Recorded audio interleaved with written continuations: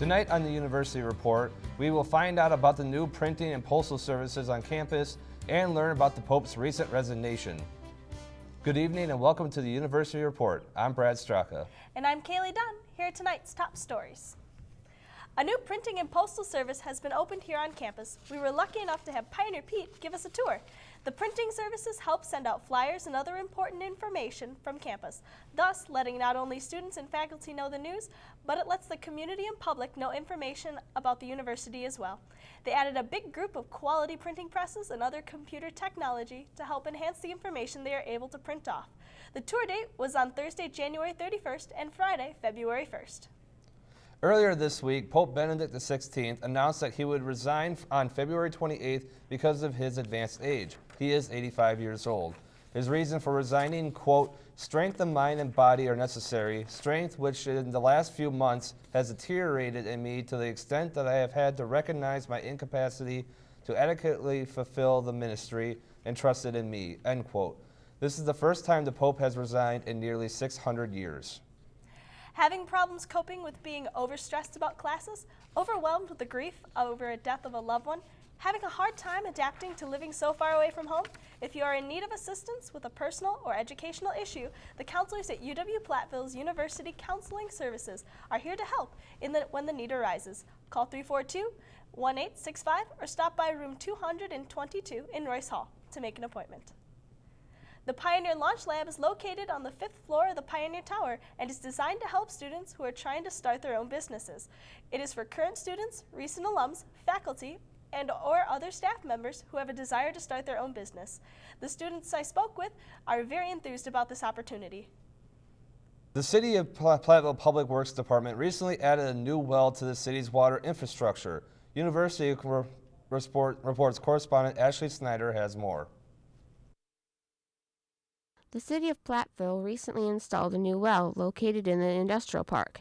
Utilities Superintendent Irv Lupe says one of the city's wells was beyond repair. We have one well, our well 2, is over 100 years old, and the rock formation that makes up the well is starting to collapse on itself. So it's getting old and we needed to replace it. MSA did a study for us and said that, yeah, it's time to start thinking about getting a new well. The City of Platteville population is increasing a little bit, new businesses, more students, that type of thing. So population's gone up, and to keep up with our future demands and with our well 2 getting old, we needed to look at replacing it. Lupe says residents should notice improved water quality. At this plant, the well water was a little bit higher in iron, so we need to install an iron filtration system. And that's kind of unique to our wells here in the city. And it's working really well. We're really happy with the water quality. And it's the first one in the southwest Wisconsin with iron filter removal. So it's kind of exciting. I know the DNR rep for this area was excited to see something new going on and to be a part of it. So we're really happy to see that it's working and that we think people will be really happy with the water quality. For the University Report, I'm Ashley Snyder. Video production students at UW-Platteville are finalists in a national production competition. The production of a UW-Platteville men's home basketball game is a finalist in the National Undergraduate Student Electronic Media Competition. The competition is sponsored by the National Broadcasting Society. The UWP entry is in the video for the play-by-play category. Winners are announced at the NBS convention in Washington, D.C. on March 24th. This coming weekend, the Black Student Union is hosting an Ebony Weekend Conference. The purpose of the conference is to bring the generational gap within the Black community through inspiring lectures, workshops, and entertainment. For more information on the conference, contact Brittany Walker at WalkerBRI at uwplatt.edu. We'll be right back after these messages.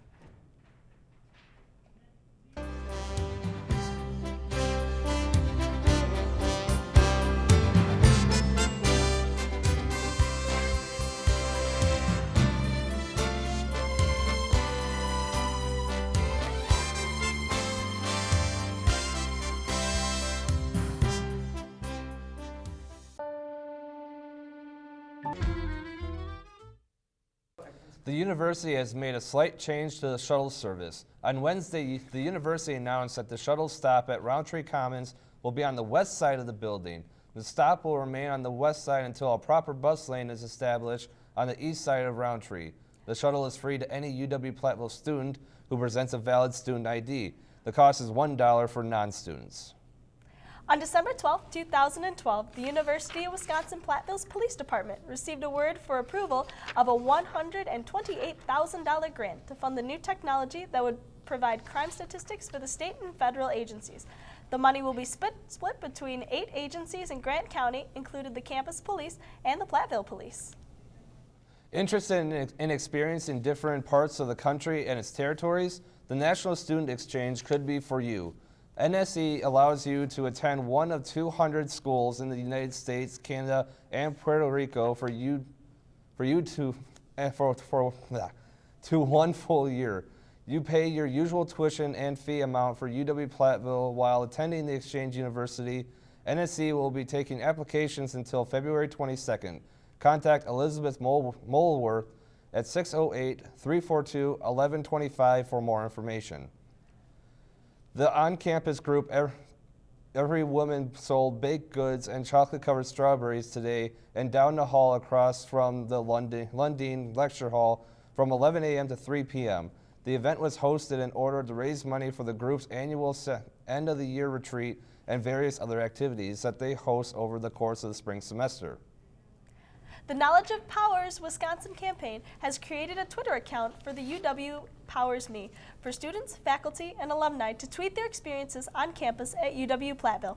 Sophomore elementary education major Jamie Procarian was the first student that got to run the site for a week. She tweeted about her sorority, events on campus, and funny things her teachers said. To read more tweets from other campuses in Wisconsin, visit twitter.com/UW-PowersMe. The University of Wisconsin-Platteville is holding its annual career fair here on campus. The career fair ran this week, February 12th and February 14th, from 10 a.m. until 3 p.m. in the Velzy Commons. We not only encourage students and faculty, but encourage the public to attend the fair because you can make some great network connections in your career you're wishing to follow. Want to learn essential word skills? The UW-Platteville Continuing Education is offering classes Monday, February 18th from 6 to 9 p.m. at the Carmen Library in room B14. Students and members of the community can get a comprehensive overview of word formatting paragraphs to improve your written communications. The cost of the class is $35 and you can register by calling 342-1314 or visiting the UW-Platteville Continuing Education website for more information. Artist Jeffrey James made a stop in Platteville Wednesday night. He performed at the Pioneer House in the Marquee Pioneer Student Center. His performance was part of the CPR concert series. The event was free to students and staff. James was on season 3 of The Voice and has a blues mixed with soft rock style. To find out more about Jeffrey James, you can visit his website, jeffreyjamesmusic.net, to see the upcoming tour dates and listen to his latest music. What do we got coming up next, Brad? After this, coming up next, we have an interview with you interviewing Adam Dotels? Nope, Eric Dotels. Eric Dotels.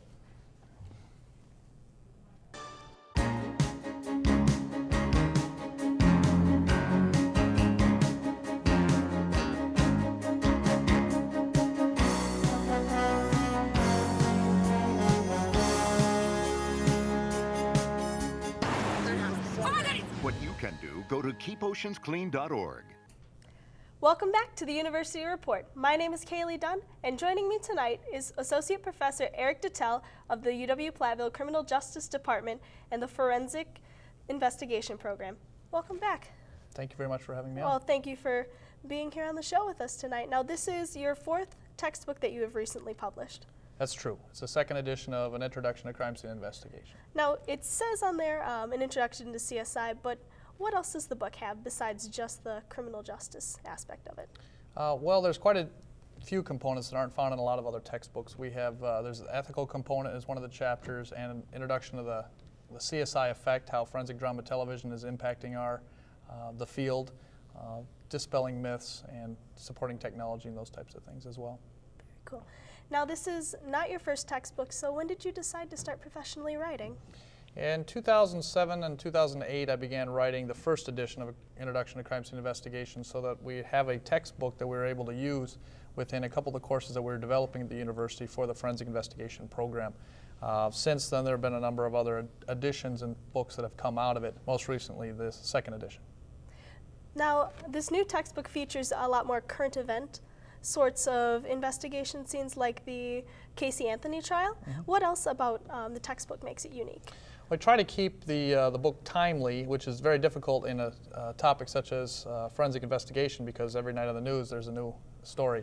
But we want to be able to relate the methodologies and the practices within the text to the students, and sometimes the easiest way to do that is through current events. We've also incorporated views from an expert. We have 15 different experts from around the United States in state, local, federal government, crime labs, field personnel, police officers, federal agents, etc., that have weighed in on different chapters, to include one of our own, Diana Johnson, who's an assistant professor of criminal justice in the criminal justice department.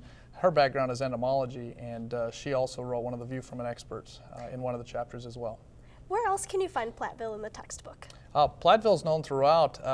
We've made great use of the student base here at the university. We have alumni that have contributed, number of them that are out working at crime labs right now that have donated their expertise, peer-reviewed it to make sure everything's accurate. Several graphic arts students from the university, alumni, and current students that worked on producing figures, line drawings, etc. for the text. Is the crime scene house included in this textbook? The crime scene house is incorporated in small components as far as from an educational or instructional standpoint. It's discussed as far as the practicality of the teaching and the methodologies. Now, before you decided to write textbooks and teach here at the university, what did you do? Well, before I taught here at the university, I was a police officer and crime scene technician out in just north of Denver, Colorado. And I got working with the crime scenes there and having a significant experience working crime scenes, and got interested in the forensic aspect of things. And one thing led to another. I went to graduate school for forensic science, and then I decided to make a career shift and come out and try teaching. And that was 9 years ago. What made you take the career shift to start teaching? Well, I was looking at getting from patrol and narcotics investigation into crime lab and doing more with the forensics. My own department wasn't looking at heading that direction. So I was going to have a career shift to at least another department. And one of my professors at grad school had suggested that UW-Platteville was looking at starting up a program. And I thought, well, maybe I'll try out teaching. And it's continued to this day. And not only do you have some experience here in the U.S., I hear you also have experience internationally. Yes, life has led me down a couple paths, and as a result of my police experience and also my educational experience here at the university, I have been able to go through and work for the U.S. Department of Justice, doing international training in a number of different countries, training foreign police forces in crime scene investigation. What countries have you been to? Well, over the course of the last 6 years, I've been to Uganda, over in Africa. I've been to Haiti, Belize, Colombia, Paraguay, Honduras.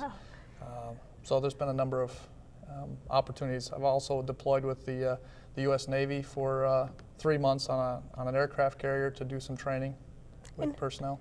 What have you brought back from your experiences internationally with crime scene investigation and the U.S. Department? Well, I can't talk about everything that I can when I come back within the classes, but I do have the opportunity to pass along that the complexities and challenges that we have within a small police department here all the way up to the large ones are similar whether it's in our country or others. And it's interesting for our students to realize that we have those challenges around the world and that they are the same.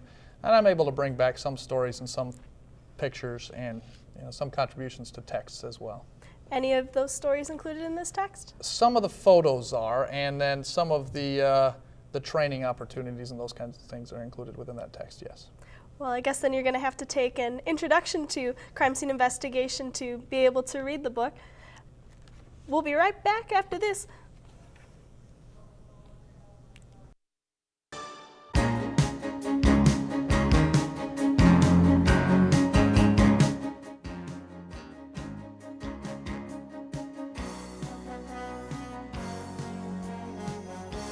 Problems to worry about.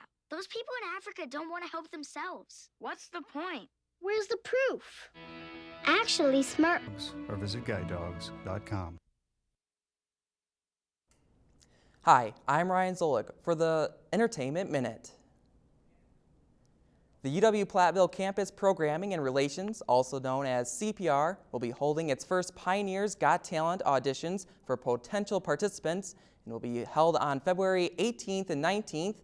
The main event will take place on March 2nd in the Pioneer Crossing. Anyone interested in taking part in the event should contact CPR or come over to the PIC to sign up. For more information, you can contact Mr. Jeremy McDermott at 608-320-0098. Platteville's College of Liberal Arts and Education will be hosting their 5th annual International Film Festival. It opens on campus Monday, February 25th, with an opening night reception scheduled from 4:30 to 6 p.m. in Alsvik's Hall's Harry and Laura Knorr Gallery.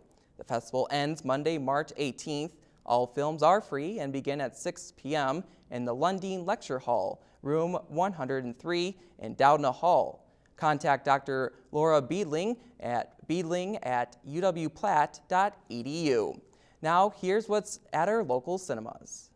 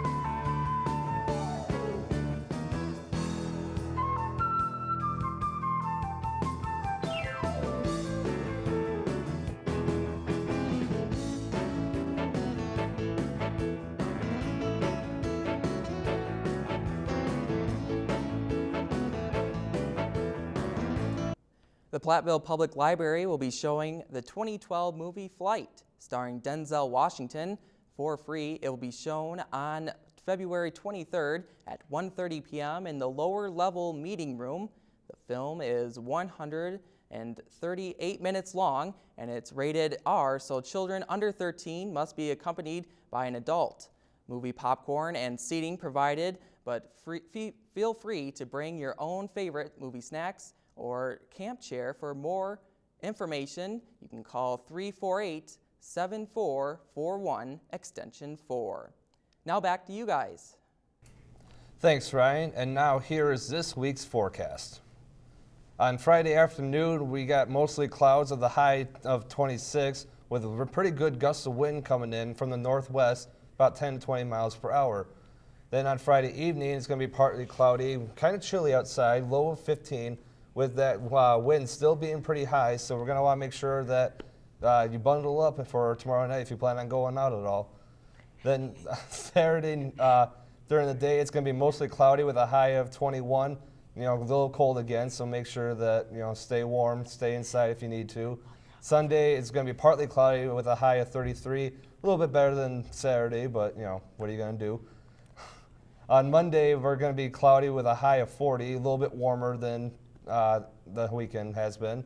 Tuesday is going to be partly cloudy with a high of 23. Wednesday is going to be mostly cloudy with a high of 25. Then Thursday is going to be even more cloudy than the rest of the week with a high of 31 degrees. And then Friday we got a chance of snow with a high of 28.